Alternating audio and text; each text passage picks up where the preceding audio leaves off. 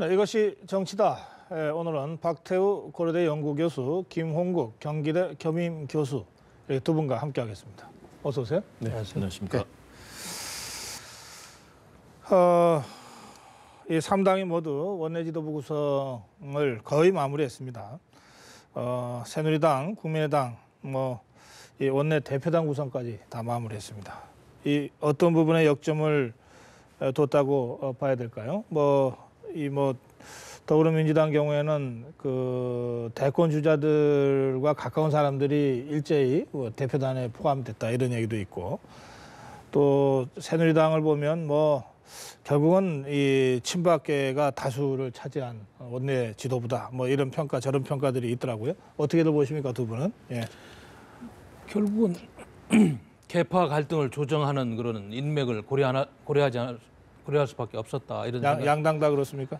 양당 다 그렇습니다. 그러나 새누리당은 정진석 원내대표가 어떻게 하다 보니까 좀 친박 사람들 조금 많이 기용을 했어요. 네. 좀 차이는 있는데 아마 그분이 처음부터 말씀하신 게 새누리당은 앞으로 모든 걸 친박으로 대해야지 청와대하고 원활한 국정 협조라든지 또 이런 말씀을 하시면서 조금 그런 영향을 받은 게 아닌가 이런 생각이 드는데, 네. 아무튼 계파 간의 갈등을 조정하는 그런 조정자 역할을 하겠다는 그런 의지가 각 대선 주자 후보군 중에서 또 사람을 하나씩 잘 안배하고 이런 측면이 특히 더불어민주당에서 많이 읽혀지고 있네요. 보니까. 지금 저 장면이 새누리당 원내 지도부 부대표들 모습인데, 이 선거 참패 후에 활로도 아직 못 찾고 있는 상태에서도 그래도 자리가 좋은가 봐요. 이렇게 다들 웃으면서 저렇게 인사하는 모습을 보니까. 네, 어떻게 평가하세요? 첫 자리니까 같이 웃으면서 시작해야 되겠죠. 그런가요? 그런데 예. 일단은 세 당이 원내대표단 구성을 했는데 원내대표단 할 일이 그거 아니겠습니까? 국회의장단과 상임위 구성, 네. 그다음에 쟁점 법안 처리 문제, 향후 20대 이제 법안 처리와 네. 이후에 대권까지 연계되는 당의 이제 이 어떤 흐름을 갈 것인가 결정하는 건데, 일단 새누리당은 친박 비박 간의 그런 갈등에서 좀 안정을 찾자는 그런 흐름이 많이 간 것 같습니다. 그래서 아무래도 친박계 의원들이 많이 원내대표단에 포진을 했고, 또 비박계 흐름들을 어떻게 조율할 것인가, 네. 정진석 원내대표의 좀 고심이 깊은 것 같고요. 더불어민주당은 좀 더 당에서는 안정적인 그런 모습인 것 같습니다. 그래서 향후의 대권 주자들을 각각 연계할 수 있는, 그래서 당을 향후의 대권 흐름으로 어떻게까지 가져가면서 정책으로 연계시킬 건가, 그런 전략적인 모습이 조금 보이는 것 같고요. 국민의당은 아무래도 의원 숫자가 적고 초선이 많기 때문에 초선 의원들을 중심으로 배치했는데, 이들을 어떻게 정예화해서 원내에 활약을 할 것인가, 세 당마다 각각 고심하는 그런 분위기인 것 같습니다. 그래요. 어쨌든 세 당이 원내 지도부 구성을 마무리해서 이제 본격적으로 20대 국회 원구성 협상에 이제 돌입하기 직전입니다. 1차로 풀어야 될 문제가 국회의장을 어느 당이 할 거냐, 그리고 주요 상임위, 그중에서 특히 이 법사위를 어느 당이 할 거냐. 이건 지난 열린우리당 시절이죠. 그때 법사위를 야당에 그 양보하는 것으로 결정된 이후에 이렇게 관행적으로 내려온 상황이긴 한데, 이게 지금 여야와 1당, 2당이 지금 서로 막 엇갈린 상황이라서 이 3당이 어쨌든 협상으로 이 문제를 풀어야 될 것 같아요. 어떻게 전망하십니까? 저는 국회의장 같은 경우는 더불어민주당이 가져갈 가능성이 높다고 보여지고요. 그렇다면 나머지 국회의장, 부의장 두 자리를 새누리당가 가져가게 될 거고요. 법사위원장은 법사위원장의 문제는 저는 야당이 가져갈 가능성이 상당히 커진 거 아닌가 이런 생각이 듭니다. 왜냐하면 더불어민주당이 국회의장도 가져가고 법사위도 가져간다. 더불어민주당이나 국민의당의 배려가 될 가능성도 저는 생각을 하고 있습니다. 왜 그렇게 보십니까? 왜냐하면요, 이번 총선의 민의를 봤을 때는 어쨌든 그동안의 박근혜 정부에 대해서, 그동안의 정책에 대해서 뭔가 국민들이 비판을 하고 새누리당도 역할을 못했다. 그런 측면에서 이제 야당 쪽의 다수를, 그러니까 무소속을 포함한다면 170석 정도가 야당 편인 거죠. 그런데 그래도 제2당이 됐지만 국정을 운영하는 집권당인데 국회의장이 야당으로 가면 법사위만큼은 그래도 제2당인 여당이 차지해야지 앞으로 국정 운영하는데 균형이 맞죠. 그것까지 야당에서 다 가져가면은 새누리당은 정말 앞으로 국회 운영에서 청와대하고 조율 관계 이런 거에서 법안 통과가 어렵습니다. 그래서 이거는 박지원 원내대표도 그런 이야기를 하잖아요. 원내대표를 3번씩 이제 하게 되시는 분인데 국회 운영에 물어나는 것이, 국회의장을 만에 하나 제1당이 가져가면 법사위원장은 제2당이 가져가는 게 이렇게 여야가 균형을 맞추는 게 맞다. 그래서 저는 그렇게 맞다고 봅니다. 그래 반론 있으십니까? 저는 우리 박 교수님 말씀도 충분히 수긍은 가는데요. 이번 총선의 민의를 좀 따져볼 필요가 있다라고 생각이 듭니다. 야당이 주도해서 뭔가 이 흐름에서 협치를 이루는 그런 여당의 모습과 같이 가야 된다. 그런 국민들의 심판이라면은 이번에 야당에게 뭔가 그런 흐름이 좀 책임을 지고 정치를 할 수 있는 그런 흐름을 가면서 여당이 거기에서 일정한 왜냐하면 양보가 이루어지지 않는 한 협치는 이루어질 수가 없거든요. 그런 측면에서는 좀 전향적으로 판단할 수 있지 않을까 생각합니다. 국민의당이 뭐 야당이긴 합니다만은 앞으로 이제 어떤 역할을 할지 박지원 원내대표의 그 능수능란한 국회 운영 전략을 저희들이 봐야 되겠지만 법사위원장을 국회의장과 함께 같이 가면 말이죠. 좀 국회 권한의 70%가 야당한테 가는 거예요. 최소한 60%는 야당한테 가야 40%라도 좀 제2당엔 집권당이 가지고 와야지 뭐 좀 앞으로. 근데 말이에요. 네, 그렇게 그 뭐 이렇게 볼 수는 없습니까? 지금 저 김원 교수가 총선 민의 말씀하시는데 네네.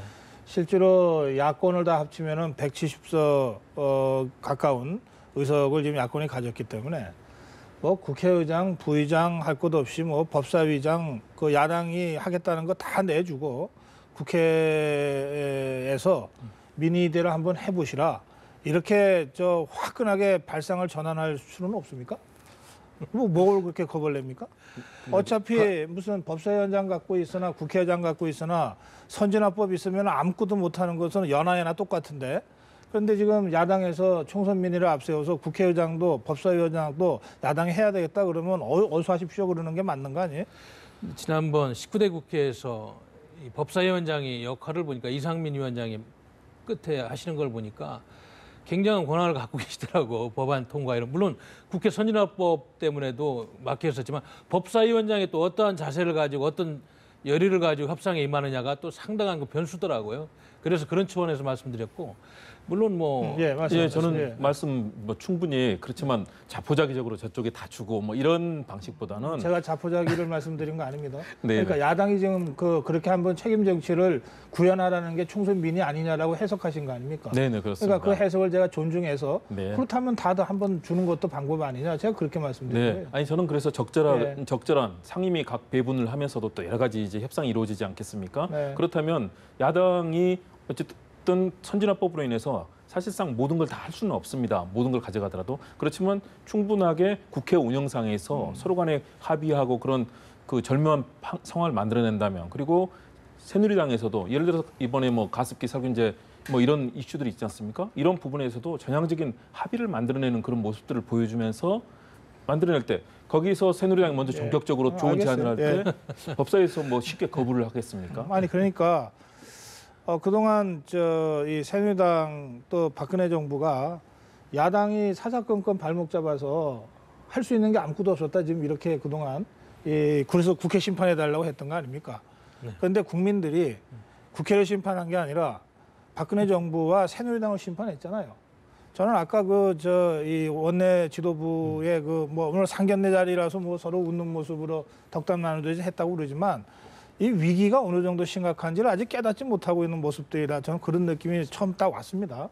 그래서 저는 민의가 이 정도라면 정말 국회 권력 전부를 다 야권한테 주라고 하는 게 민의 아니냐 그렇게 저는 생각합니다. 그래서 여기서 무슨 원구성 협상을 한다 그러면서 새누리당이 무슨 안을 내고 더불어민주당이 안을 또 내서 국민의당이 캐스팅 보트를 행사해서 뭐 이것저것 나눠주는 이런 방식이 아니라 야권이 한번 전체 그림을 한번 짜보세요. 이게 국회 권력은 야당한테 넘긴 것이 이 총선 민의라면 한번 그림을 가지고 와보세요. 이렇게 좀 통 크게 뭔가를 좀 해야 이게 뭐 발상이 좀 전환되고 진짜 총선 민의를 받들겠다고 하는 진정성이 보이는 거 아니냐. 제가 그렇게 생각합니다. 어떻게 보세요?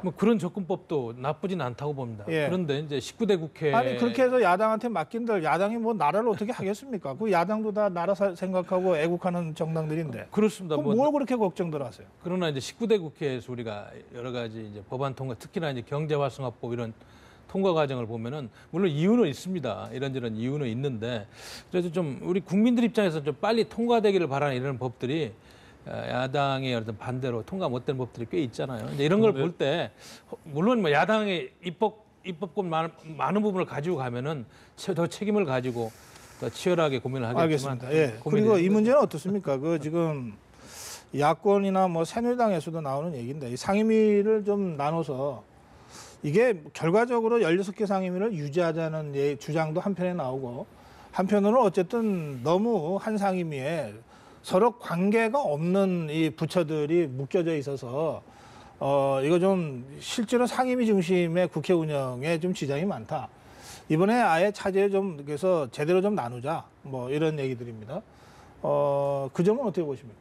저는 그 부분에 찬성을 합니다. 왜냐하면 너무 방대하거나 또는 관계가 없는 상임위끼리 그 내부에 묶여 있어서 그럼 상임위 숫자를 느는 것까지 포함해서 동의한다 그런 예, 말씀이죠? 저는 늘리는 것도 동의를 늘리는 합니다. 것도 동의한다. 왜냐하면 예. 일을 제대로 하는 게 중요하지 예. 뭐 한두 석을 더 만든다고 해서 큰 문제는 없다고 그런데 이제 봅니다. 만약에 상임위 숫자를 조정한다면 국회 운영위원하고 윤리위원회를 뭐 통합을 한다든지 뭐 이런 좀 나중에 보완적인 그런 게 필요하고 환경이라든지 노동위원회 이런 거는 좀 분리하는 게 맞다고 보고요.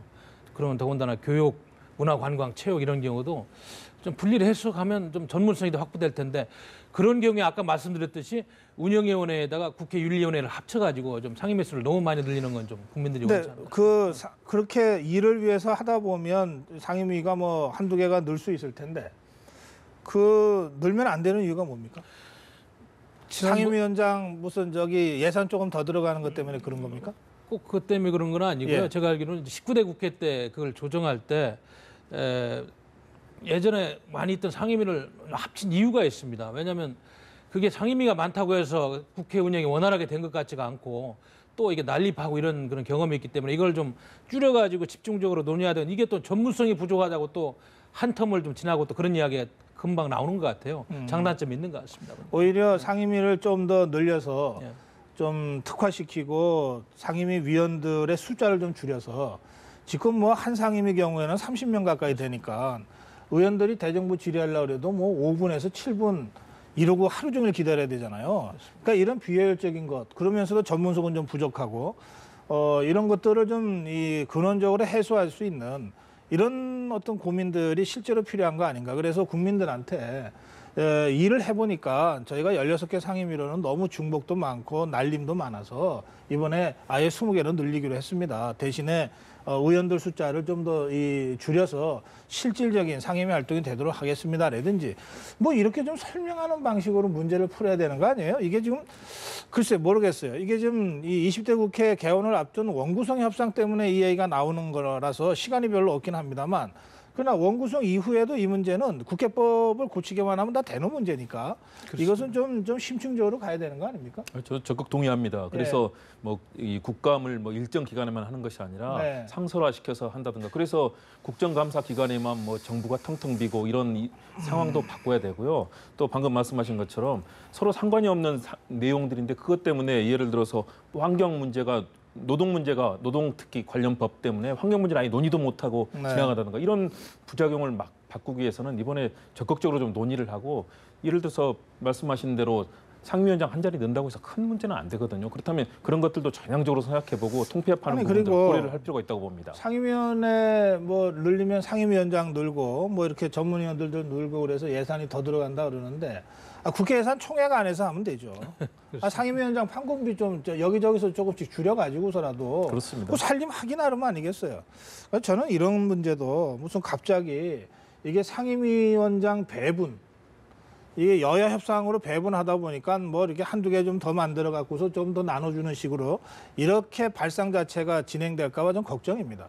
이건 진짜 필요한 개혁들은 이런 원구성 협상과는 좀 별도로 좀 고민을 할 필요가 있지 않을까 그렇게 좀 문제 제기를 해둡니다. 예, 이 각 당 상황도 좀 짚어보겠습니다. 이 새누리당 오늘 결론을 좀 잠정적으로 내렸어요. 전당대회는 7월 전에 하겠다. 그리고 비대위, 전대를 준비하는 비대위를 꾸리는데 외부 인사를 영입해서 하겠다. 일주일 안에 외부 인사 영입을 한번 노력해 보겠다. 그런데 그럼 이 비대위의 성격이 뭐냐? 전대를 준비하는 단순 실무 준비냐? 아니면 혁신을 지향하는 비대위냐에 대해서는 성격 규정은 다음에 하기로 했다. 이게 무슨 결정이 뭐 이런 결정이 있습니까? 정진석 원내대표가 선출된 이후에 좀 논의 과정을 보니까 혁신 전대위보다는 그냥 관령 비대위 쪽으로 가는 흐름이 있어요. 그래서 임명진 목사께서도 어느 방송과 인터뷰에서 이러면 네. 안 된다. 내년 대선 생각하면 위기의식을 안 갖고 있는 정치권에 대해서 질타를 하고 있는데 저는 그렇게 생각합니다. 물론 이제 뭐 당내 사정이 있고 여러 가지 역학구도상 뭐 어려운 점이 있겠지만은 그래도 이번만큼은 좀 국민들의 목소리가 투영되는 그런 비대위가 됐으면 좋겠다. 관련 비대위 할 것 같으면 전당대 그거 뭐 2, 3개월 비대위원장 역할이 뭐가 있겠어요. 정말로 이번에 좀 한 4, 5개월 가더라도 당을 좀 바꾸는 이런 좀 비대위 됐으면 저도 좋겠어요. 마찬가지입니다. 지금 새누리당의 인식이 좀 아니하다. 국민들은 집권 여당에 대해서 기대를 사실은 많이 하고 있습니다. 이번에 심판을 했지만 그래도 유능한 이 여당이 돼서 야당과 같이 경쟁해 주기를 바라고 있는데 너무 시기적으로 좀 저는 아니한 그런 느낌이 듭니다. 적극적으로 개혁하고 개선하는 모습을 보여주고 특히 당내 이런 계파 갈등이 있었다면 과감하게 드러내서 서로 토의하고 밤샘 토론을 해서라도 같이 협의를 하고요. 그다음에 이렇게 7월 이전에 이제 전대를 한다. 그리고 그 전에 외부에서 모셔온다. 이 정도 결론은 이미 사실은 4월, 5월 벌써 두세 달 전에 나와 있던 결론 아니겠습니까? 그렇다면 적극적으로 외부에 정말 능력 있는 분을 모시고 네. 또 성향이 약간 다른 분이라도 모셔서 새누리당의 영역을 확충한다면 앞으로도 그 유능하고 또 뛰어난 그런 실력 있는 여당이 될 수 있다고 생각하는데 네. 그 부분에 있어서 좀 인식들에서 상당히 아니한 모습이 보여져서 안타깝습니다. 이게 당선자 모임에서 내린 결정이죠. 그렇습니다. 오늘 당선인데 그러니까 당은 참패했지만 자기들은 다 살아남았기 때문에 좀 분위기가 다른 건가요? 네. 어쨌든 적어도 제 눈에는 이 새누리당이 총선 민의를 엄중하게 받아들이는 것 같지가 않습니다. 위기의식이 거의 느껴지지 않습니다. 매우 안이한 이 정세 판단을 하고 있는 거 아닌가. 두 분 더 저는 생각이 비슷하다고 제가 느낍니다. 예. 그렇습니다. 더불어민주당도 조금 짚어보겠습니다. 우상호 대표, 원내대표, 박지원 원내대표 오늘 두 사람이 만났습니다. 얼마 전까지 같은 당 했던 사람들이고 또 뭐 워낙 선후배 차이고 해서 분위기 전체는 뭐 화기애애했어요. 그런데도 역시 당이 달라 그런지 뭐 좀 빼놓는 얘기들도 하고 그랬습니다. 어떻게 보셨습니까? 예. 그렇습니다. 야당이라는 한 큰 틀에 있지만은 또 조금 더 들어가 보면은 호남 민심을 놓고 싸우는 하나의 또 경쟁자입니다. 전략적인 협력적 동반자 관계다. 이 정도 봐야 될 것 같은데 박지원 원내대표가 일단은 큰 형님 같은 모습으로 우상호 더불어민주당 원내대표를 감싸고 있는 이런 느낌을 좀 받았는데요. 그러나 이제 앞으로 협상 과정에서 과연 박지원 원내대표가 우상호 원내대표가 원하는 방향으로만 갈 것이냐 이거는 뭐 여러 가지 사안에 따라서 가시밭길이다 저는 그렇게 보는 겁니다. 그렇기 때문에 지금 호남 민심 그 구도를 놓고도 벌써 지금 국민의당과 더불어민주당은 지금 총력전을 기울이고 있지 않습니까? 네. 5.18 행사를 전후해가지고 이런 걸 보면은 앞으로 좀 웃는 얼굴보다는 얼굴 붉히는 일이 많을 거다 저는 그렇게 생각합니다. 더불어민주당이 12, 13일 광주에서 워크숍을 열고 또 광주에 한번 더 내려가기로 했죠. 네. 호남에서 참패한 것은 더불어민주당도 인정하는 바이고 호남 민심을 다시 얻지 않으면 대권 쉽지 않다 이렇게 보는 거 아니겠어요? 그렇습니다. 효과가 있겠습니까? 이런 행보 이제 본격화된 것 같습니다. 호남 민심을 되찾기 위한. 일단 출발이라고 봐야죠. 한 번의 효과는 있을 수 없고요. 네. 이런 행사들이 잦아지고 특히 이제 호남에서 나타나는 그런 민심들에 대해서 경청하고 이를 존중하는 그래서 그동안에 나왔던 뭐 정책들도 지난번 김종인 대표가 뭐 삼성 자동차, 네. 뭐 삼성 관련 그쪽에 기업을 유치하겠다 이런 얘기 있었는데 정말로 혹시 못할 수도 있습니다. 그런데 그걸 위해서 정말로 노력하는 모습들을 보여주고 네. 지역의 이슈들에 대해서 관심을 기울이고 이에 대해서 더불어민주당이 헌신하고 있다는 모습을 보여줄 때 민심이 조금 바뀌는 거지 쉽게는 바뀌지 않겠죠. 시간이 걸릴 거다. 그럼요. 그런데 국민의당의 호남 지역의 지지율은 계속 떨어지고 있습니다. 그건 왜 그렇습니까? 일단은 호남 이게 연정론 나오고 나서부터 뭐 좀 떨어졌다는 얘기도 있고 뭐 국회의장을 새누리당이 줘야 되지 않냐고 하는 박지원 원내대표의 발언 이후에 좀 떨어졌다 뭐 이런 여러 가지 분석들이 있는데 어떻게 보십니까? 네, 일단은 선거라는 컨벤션 효과가 일단 지나갔다는 측면에서 하락하는 그런 흐름이 조금 있고요. 방금 얘기하신 것처럼 새누리당과의 협력적인 관계 네. 이런 부분에 대해서 광주에서는 일단은 특히 호남 지역에서는 좀 비판적인 시각들이 있는 것 같습니다. 저는 이 두 가지가 결합이 되면서 국민의당이 좀 하락세를 보이는데 지금 저 표를 보면 국민의당이 떨어진 것은 12% 정도, 더불어민주당이 올라간 것이 6% 정도 아닙니까? 그러면은 국민의당에서 빠진 표의 절반 정도는 더불어민주당으로 돌았다. 이런 해석도 가능한 것 같아요. 그렇죠. 예. 그렇기 때문에 더불어민주당이 내부에서 뭔가 그동안의 잡음들을 이제 여러 가지 잡음이 있었지 않습니까? 그래요. 이 부분에 예. 대해서 뭔가 안정된 정리를 해나가고 원내대표단 선출이라든가 이런 부분에 있어서 협력적인 그런 흐름들을 뭔가 국정에 대해서 예. 해나가겠다는 알겠습니다. 그런 모습을 보인 게 이 장점인 것 같습니다. 국민의당의 지지가 새누리당으로부터도 일부 갔고 더불어민주당으로부터도 일부 갔는데 더불어민주당에서 간 표는 국민의당이 아니다 싶으면 더불어민주당으로 돌아갈 가능성이 많고 새누리당에서 간 표는 더불어민주당으로 가지는 않겠죠. 예, 그러니까 떨어진 12% 중에 6% 정도가 국민의당, 더불어민주당으로 갔다. 뭐 이제 그렇게 일단 뭐 외견상 네, 보입니다. 그렇습니다. 예. 예. 그리고 안철수 국민의당 대표가 너무 일찍 대선에 대한 욕심을 내면서 호남 민심이 조금 실망한 것 같아요. 왜냐하면 물론 이번에는 국민의당에 손을 들어줬지만 그렇다고 더불어민주당을 버린 게 아닙니다. 지금도 이제 보면서 어디로 최종적인 선택을 할 것인지 네. 지금 보고 있는 상황이다 이렇게 보입니다. 박원순 시장도 광주 간다 그러는데 대권 행보라고 봐야 됩니까? 아니면 뭐 어떻게 보십니까? 그렇죠. 네. 그분도 대통령 후보로서 지지율이 나오고 있고 네. 또 지금 플랜을 가동하고 있는 걸 알고 있는데 역시 호남 민심을 얻고 호남에서 강력한 후보로 부상할 수 있을 때 자기 내년에 대선 게임 전당대회라든지 이런 데서 입지를 확보할 수 있기 때문에 그 플랜으로 가고 있는 것 같습니다. 네, 예. 호남 지역에서 일정한 지지를 받고 있고 뭐 되게 한때는 또 호남 지역에서 1위를 했던 그 잠재적인 대권 주자지 않습니까? 그렇기 때문에 대권에 대해서도 관심이 있을 거고 또 서울시장으로서 어쨌든 각 지자체와의 교류를 해야만 정치적으로도 앞으로 역할을 할 수 있기 때문에 그런 행보의 일환으로 충분히 해석이 가능할 것 대권 같습니다. 행보의 일환이다. 뭐 되게 그렇게 보시는 것 같습니다. 효과가 있겠는지가 제 질문이었는데. 저는 효과가 있다고 봅니다.